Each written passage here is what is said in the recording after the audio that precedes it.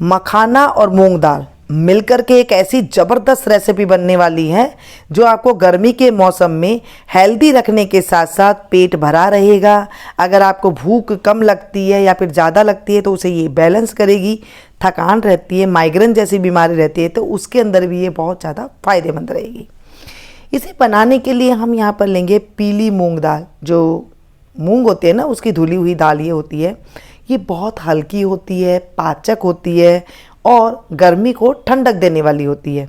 क्योंकि ये आपने देखा होगा जब आप पकाते हैं तो बहुत जल्दी से ये पक जाती है, तो ये पेट में जाकर की बहुत हल्की होती है। तो मूंग दाल को हमने एक कटोरी लिया और इसे लेने के बाद एक बड़े बर्तन में लेकर के इसे हम 2 से 3 बार पानी में मसल के धोएंगे। इससे क्या होता है, इसमें जो पाउडर लगा होता है वो निकल जाता है। देखिए इतना सारा पाउडर निकल रहा है ना। अब इसे मैं 2 से 3 बार पानी से धो करके इस तरह से मैंने तैयार कर लिया है। अब एक हम साफ़ सुथरा कपड़ा लेंगे और उसके ऊपर हम इसे फैला देंगे। 15 मिनट आप इसे फैलाएंगे ना, ये एकदम भुरभुरी सी हो जाएगी। मतलब हम इसे सुखाना नहीं है, इसे सिर्फ इसकी नमी हटानी है और बस हल्की हल्की सी नमी रहेगी, तभी हमें इसका इस्तेमाल कर देना है। पंखे में रख दीजिएगा, फिर 15 मिनट में इस तरह से तैयार हो जाएगी। अब इसे ले करके एक भारी तले के बर्तन में हम इसे डालेंगे। कढ़ाई हो तो कढ़ाई ले लीजिएगा, ध्यान रखिएगा भारी तले का बर्तन हो या फिर नॉन स्टिक के बर्तन हो जिसमें कि ये जले ना। और इसे अब हम भूनेंगे, धीमी आंच रखनी है। उसके बाद आपको इसमें मीडियम गैस की कर देना है और इसे भून लेना है। देखिए जैसे बादामी कलर आने लगे तब तक हमें इस दाल को भूनना है, लगातार चलाते हुए। आंच को तेज़ नहीं करेंगे, नहीं तो दाल नीचे से लग जाएगी या फिर कहीं कहीं पर लाल हो जाएगी और कहीं कहीं पर ये जो है सफ़ेद सफ़ेद रह जाएगी, पीली पीली रह जाएगी। अब हम इसमें 1 कप भर के मखाने डालेंगे। देखिए दाल कम ज़्यादा हो जाए कोई बात नहीं, मखाने कम ज़्यादा हो जाए कोई बात नहीं, इसमें कोई प्रॉपर आपको नाप तोल की कोई ज़रूरत नहीं है। मखाने हमारे 1 मिनट आप जैसे ही भुनेंगे गैस की फ्लेम को बंद कर दीजिएगा और मखाने आप देखेंगे इस तरह से भुन करके तैयार हो जाएंगे। क्योंकि मोटे तले का बर्तन है तो इसमें जो है गर्माहट है, इसी में ये जो है अच्छे से और क्रिस्प हो जाएंगे। आप चाहें तो इसी में रख दें या फिर इस तरह से एक थाली लेकर इसे ठंडा कर दें। रख देंगे तो भी बढ़िया है और जल्दबाजी है मेरी तरह तो आप इसे थाली में ठंडा कर दें। आधा कप के करीब मैंने यहाँ पर दूध लिया है। ये वो दूध है जो हम गरम करके ठंडा कर लेते हैं ना घर में, वही है। कच्चा दूध आपको नहीं लेना है। और यहाँ पर 2 बड़े चम्मच मिल्क पाउडर, सूखा जो दूध पाउडर आता है वो लिया है और इसे हम अच्छे से मिक्स कर देंगे ताकि इसके अंदर कोई गुठलियाँ ना रहे। और अगर मिल्क पाउडर आप ज़्यादा डालना चाहते हैं तो भी डाल दीजिएगा। इससे खोआ का जो मावा हम डालते हैं उसका फ्लेवर आता है, नहीं है तो स्किप कर दीजिएगा, डालेंगे तो थोड़ा टेस्ट आएगा मावा जैसा। यहाँ पर जो हमारी दाल थी वो हमारी ठंडी हो गई है। अब इसे हम पीस लेते हैं। ध्यान रखिएगा आपको रोक रोक के पीसना है, लगातार आपको एकदम मिक्सी चला करके नहीं पीसना है। पीसेंगे तो फिर उसमें वो टेक्सचर नहीं आएगा जो एकदम बारीक पाउडर हो जाता है। 4 इलायची ली है, उसको हमने उसका बीज निकाल लिया है, छिलका को अलग कर देंगे और इसको हम पीस लेंगे। जैसे मैंने बताया कि आपको रोक रोक के पीसना है तो आपके पास इस तरह से पाउडर बन जाएगा। और अगर आपको लगता है कि पाउडर नहीं बना है तो आप इसे छलनी से छान लीजिए, थोड़ा बारीक हो जाएगा। ये हल्की बारीक दरदरी सी दाल हमारी बनके तैयार हो गई है। अब फिर से हम एक पैन लेंगे या फिर कढ़ाई आप ले लें, इसमें 2 चम्मच के करीब घी डालेंगे और इस घी के अंदर हम इस दाल को डाल देंगे जो दाल और मखाने का हमारे पास पाउडर बनके तैयार है। इसे भूनेंगे। देखिए भुनी हुई दाल है, हमें इसे थोड़ा सा ही 1-2 मिनट चलाएंगे और ये जो है अच्छे से इसमें घी मिक्स हो जाएगा और ये थोड़ी बहुत भुन भी जाएगी। जो हल्का सा कच्चापन है ना वो दूर हो जाएगा बस। अभी देखिए जो इसमें गुठलियाँ हैं उसे आप इस तरह से फोड़ दें, इस तरह से मिक्स होकर के थोड़ी सी चिकनी चिकनी सी दिखाई देने लग जाएगी। घी आपको ज़्यादा पसंद तो ज़्यादा डाल लीजिएगा, लेकिन गर्मी के मौसम में कम घी जो है हेल्दी होता है, तो यहाँ पर हमने इतना घी डाल दिया है कि ये अच्छे से मिक्स हो जाए।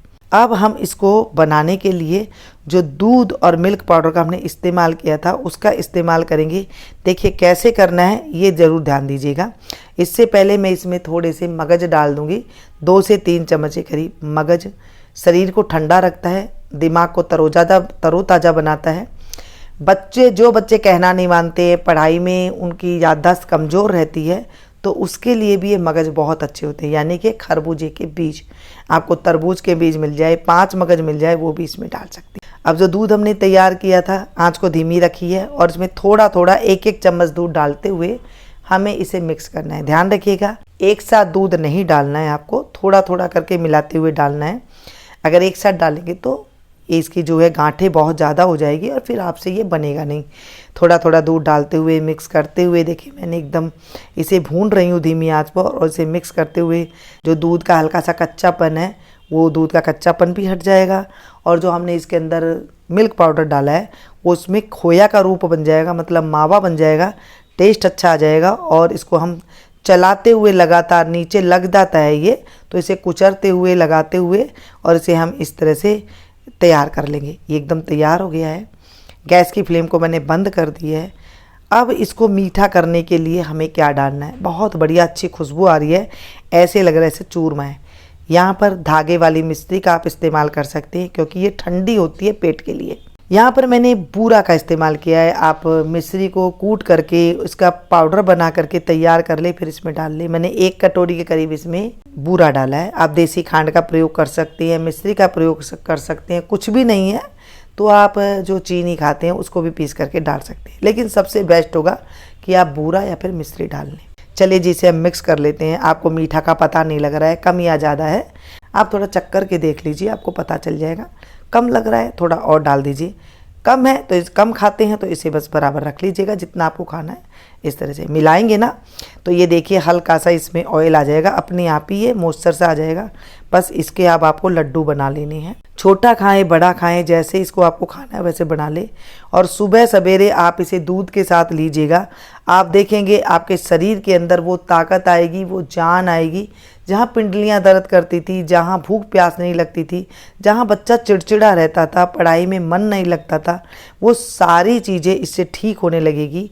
आप मुझे दिल से दुआएं देंगे और कमेंट करने पे मजबूर हो जाएंगे कि मुन्नी जी आपने बहुत अच्छी चीज़ हमें बताई है। मीनू गुप्ता किचन में आपको वो रेसिपी रेमेडियाँ बताई जाती है जो रेसिपी कम और रेमेडी हुआ करती थी जब हम बचपन में खाया करते थे। हमारी मम्मी दादियाँ हमें बना करके इसी तरह की रेसिपी दिया करती थी। जब हम स्कूल से आते थे तो इस तरह से एक लड्डू खा लिया करते थे, या रात को सोते टाइम पे दूध के साथ इसे खा लिया करते, जब मन आया जब ही खा लिया करते थे। कोई रोक टोक नहीं होती थी कि आप इस टाइम पे मत खाओ या इस टाइम पे मत करो। बस उससे ही देखिए आज हमारा शरीर इतना अच्छा चल रहा है। मैं चाहती हूँ कि ये जो मेरी यूट्यूब फैमिली है उसको भी मैं यही चीज़ें बताऊँ जो हमारी दादी नानियाँ मम्मियाँ हमें बना करके बचपन में दिया करती थी। तो अगर आपने भी ये बना करके खाई है, आपने बचपन में खाई है, तो अपने बच्चों को ज़रूर बना करके दीजिएगा और कमेंट करके बताइएगा ताकि आजकल के बच्चों को पता लग सके। और जो बाहर की ये चीज़ें खा रहे हैं, पैकेट वाली चीज़ें खा रहे हैं, पास्ता और जो चाउमीन वगैरह खा रहे हैं, ज़्यादा पिज़्ज़ा पसंद आ रहा है बच्चों को, आप चाहें कि ये घर की असली चीज़ें जो हमारी दादी नानियाँ बनाया करती थी वो बच्चों को दें और बच्चों को पता चल सके कि इससे जो है हमारा लीवर, किडनी, माइंड ये सब अच्छा रहने लग जाएगा। जैसे हम लोग शांत रहा करते थे, कहना मानते थे, घर में एक घर में 5-5 बच्चे हुआ करते थे, लेकिन फिर भी कोई माँ बापों को तकलीफ़ नहीं होती थी। 5-5 भाइयों के 5-5 बच्चे भी रह लिया करते थे, 50-50 आदमी एक घर में रहा करते थे, हमारे घर में रहा करते थे, लेकिन कभी भी कोई दिक्कत नहीं होती थी। और ऐसे ही आज अगर हम इस तरह बच्चों को बना करके देंगे ना तो बच्चे भी जो है हमसे इस तरह से शांत स्वभाव में बात करेंगे और शांत तरीके से वो पढ़ाई करेंगे। जो माएँ बहुत ज़्यादा तकलीफ़ में रहती है इस तरह की, ये ज़रूर मेरे कहे अनुसार आप बना करके दीजिएगा, आपको इससे बहुत फ़ायदा होगा।